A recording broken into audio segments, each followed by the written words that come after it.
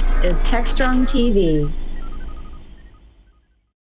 I'm Bonnie Schneider for TechStrong TV, and joining me now is Rick Vanzura, who is the CEO of Freight Farms. And Rick, I'm so glad that you're joining me today. Can you tell me a little bit about Freight Farms, what it is, and how you get started?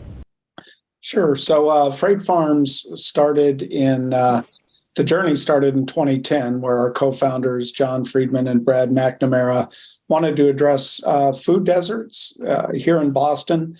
They started with the concept of doing it with rooftop gardens and realized pretty quickly that wasn't scalable. And so sometime around 2012, wandering around, they saw all of these shipping containers that were just sitting unused. And I think it was really John who got this aha moment that, geez, you could put LED lights and some airflow inside those containers and grow plants. And that would be a good way to address urban food deserts. So based on that initial idea, we've now raised $45 million in VC funding through several rounds. We've gone through 10 different iterations of the farm, where we've now gone from using used shipping containers to totally custom-built new containers. And we're at the point now where through those standard 8 by 40 foot shipping containers, using our software and our consumables, you can grow about 2.5 acres worth of produce in that footprint. And you can do it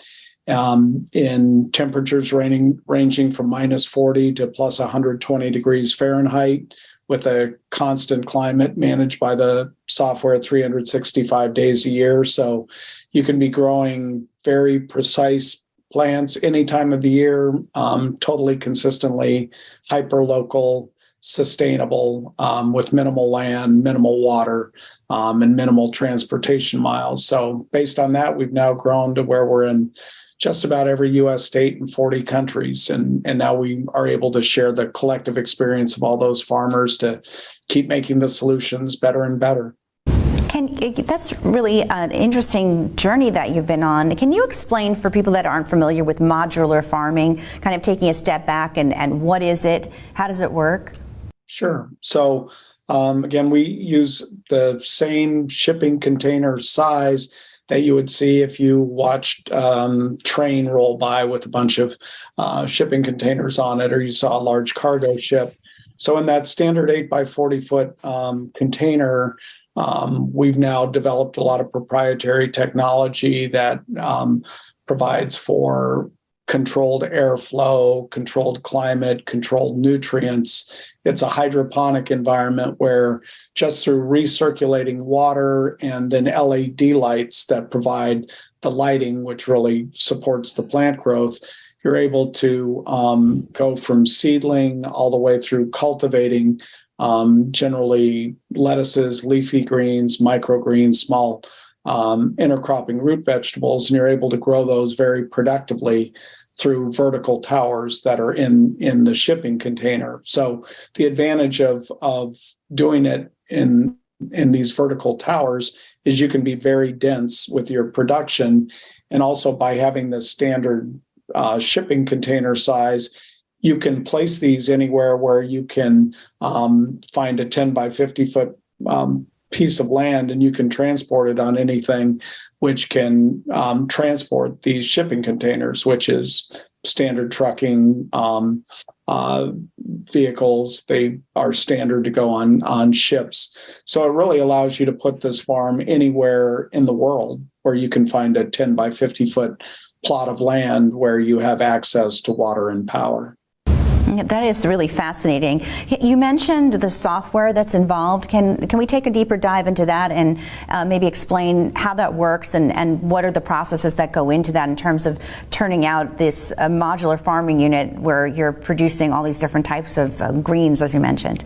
Sure. So the software has actually had as much work go into it as the hardware. And what it allows you to do is through the software, you can control the lighting in the farm, environmental conditions like temperature and humidity and nutrient delivery. So through the experience of now thousands of farmer years, we've developed ideal recipes for different plants.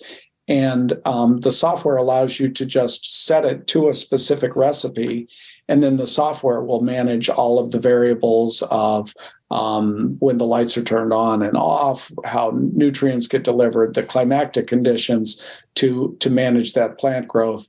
And then it also has a number of other features like task tracking, specific control of specific variables. If you want to deviate from the recipe, different permission settings so you can manage who's able to do what in the farm at any given time. And then there's a bunch of online training materials and different resources to help you with different types of plants you want to grow. So the software really takes just about all of the guesswork of the farm out of it. So who are your clients? What would you say are the type of people that are interested in doing something like this? Yep. So historically, it's really split between small business and small business farmers, which are husband and wife, two-person team. That would be the kind of folks who might be interested in a Subway franchise, where they just want sort of a solid income, something where a lot of the guesswork, again, is taken out from them, and that feeling of ownership over what they do, but also feel a deep sense of mission that we have, democratizing access to food and sustainability. And their journey generally starts with buying one farm and then growing to 3, because you can manage that comfortably with 2 people and have a very nice income. And that's about 70% of our customers historically. And then about 30% are not-for-profit. We have more commercial farms in academia than anyone in the world. We're in dozens of colleges and universities, and they use us from direct integration into their agricultural program to research to supplying the cafeterias with fresh food to just driving donor and student engagement. And then we have community-based organizations like Boys and Girls Clubs that use us to engage a specific population, have STEM training, be able to distribute food into the community. What's now shifting is, as our solutions gotten more advanced, yields have gotten better, the range of crops has expanded. And we've also had these global issues with supply chain disruptions and having a constant source of supply. We've seen a lot more institutional interest and a lot more interest in larger scale farm projects over the last year. So we think that'll be a larger and larger piece of what we do. It's interesting you mentioned the supply chain disruptions, because that's one of the hazards that we face with the food supply that we've certainly seen recently. But you also have the issue of climate change itself and how we're getting more and more extreme weather events. They are hitting places where they didn't normally. Some of these events are more extreme in terms of the frequency and intensity and duration. So that's disruptive as well. How do these modular units for freight farms battle that? I mean, is everything completely contained where the weather and the conditions outside just don't affect it? Yeah, absolutely. And that's one of the major value propositions and a big part of why we came into being. Within each of these containers is everything you need to do, need to control to be able to grow produce. Again, if you have access to fairly minimal water and power, you can be growing 2.5 acres out of that individual farm. So it allows you to take any of the issues around long transportation chains out of it. You're producing right at the point of consumption. So if there's any travel disruptions or anything else, along with all of the other environmental impacts, et cetera, with travel, you take that out of it. But also, these are obviously very durable, sturdy containers. So, and highly climate controlled. So you can deal with extreme climates. As I mentioned, -40 to plus 120 degrees Fahrenheit. You can be operating with a constant climate inside.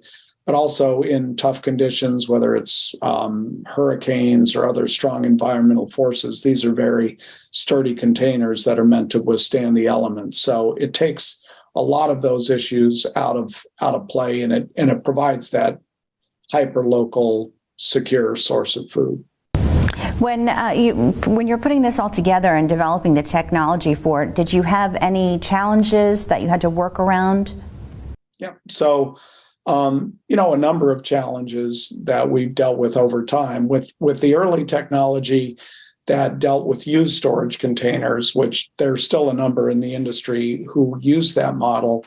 we realized in 2019 that we had sort of pushed the limits of that technology, and it just wasn't as productive as it needed to be in terms of plant yields, and it wasn't as consistent and repeatable as we wanted it to be, because no two containers were exactly alike, because they were repurposed, they were used.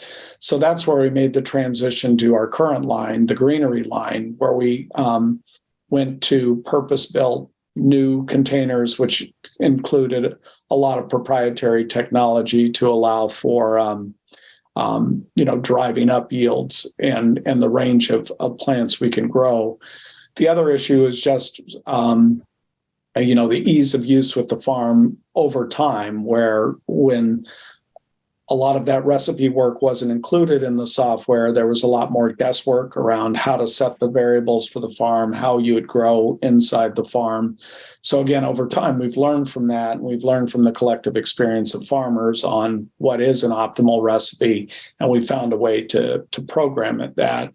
And we've also dealt with our own consumables line and optimizing that to continue to improve it. The final thing is energy use. We are extremely sustainable in terms of land conservation, soil conservation, water conservation, eliminating transportation miles. So energy for the whole industry has been a real focal point because it does take power for the LEDs. So we've done a lot of work on improving the energy efficiency of the farms. There's been a lot of industry-wide progress, particularly in very efficient LED lights, and also a lot of focus on renewable energy, where in the US we have an agreement with Arcadia, where they partnership where they can provide clean energy to any farmer in the US to solve for some of the environmental impacts. And we continue to work with renewable sources to make that more efficient. So essentially, every aspect of the farm can continue to get better, has gotten a lot better. And so we're focusing on every aspect of the solution. That's great, and it is a very important solution to the issue of climate technology that can actually make a difference, because as you mentioned, we've seen what happens when the food supply gets disrupted. It's going forward, when we're looking towards the future for freight farms, what is the technology that you would like to see be implemented that might help you expand this even further?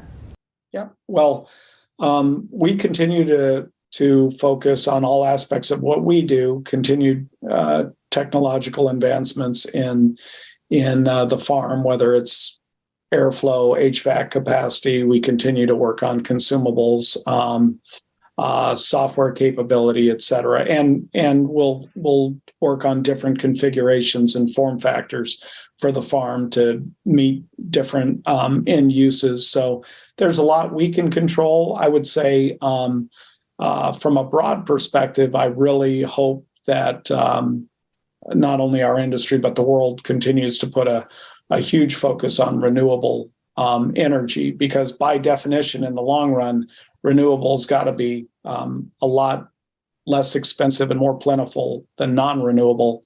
And, one of my favorite quotes that I share all the time, it's a Native American proverb that's, we don't inherit the earth from our ancestors, we borrow it from our children. And I feel like we've accumulated a massive debt with climate change.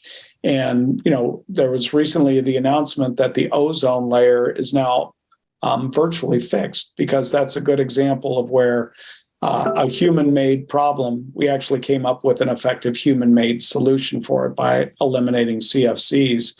So in that same way, I hope all of us really focus on renewables, because that will, as we've seen with the issues associated with the Ukraine war and a number of other things, being able to eliminate our reliance on fossil fuels in the long run will be to all of our benefit, including, obviously, our technology. Thank you so much, Rick Vanzura from Freight Farms. It was a pleasure to speak with you and learn about your innovations that you're working on, and see more of modular farming as we move forward into the future. Thank you so much, Rick. Appreciate it. Thank you. I appreciate the time. All right. Well, stay with us. We're going to have a lot more when we come back.